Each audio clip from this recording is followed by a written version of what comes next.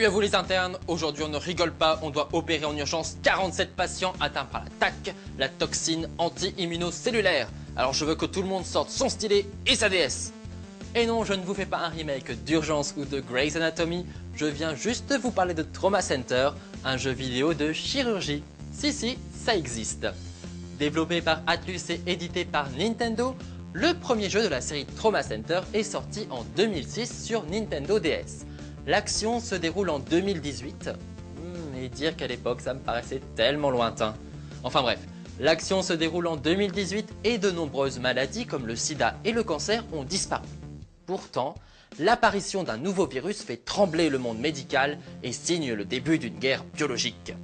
Pour contrer cette nouvelle maladie baptisée TAC, on peut compter sur l'organisation Caduceus et notamment sur l'un de ses médecins les plus doués, Derek Stiles, le personnage qu'incarne le joueur.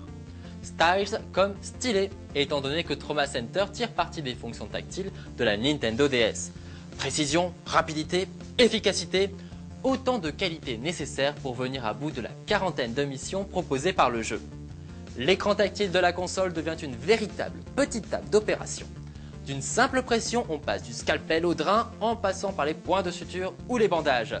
Au joueur d'agir ensuite en prenant garde à ne pas faire n'importe quoi. Et oui, la moindre erreur peut se révéler fatale pour le patient et la punition est immédiate, c'est le game over. Heureusement, Derek dispose d'un don qui peut changer le cours d'une opération.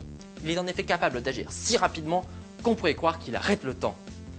Depuis, la série Trauma Center a également contaminé la Wii, sur laquelle est sorti Second Opinion, un remake mais également un épisode inédit, New Blood, ainsi qu'un spin-off baptisé Trauma Team. Cette fois-ci, c'est la Wiimote qu'on utilise pour opérer.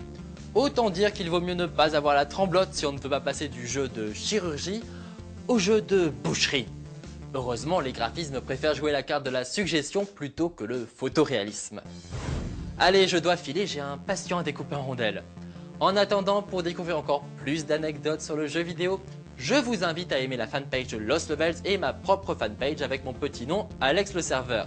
Je vous dis à la prochaine et d'ici là, évitez le game over et gardez la forme.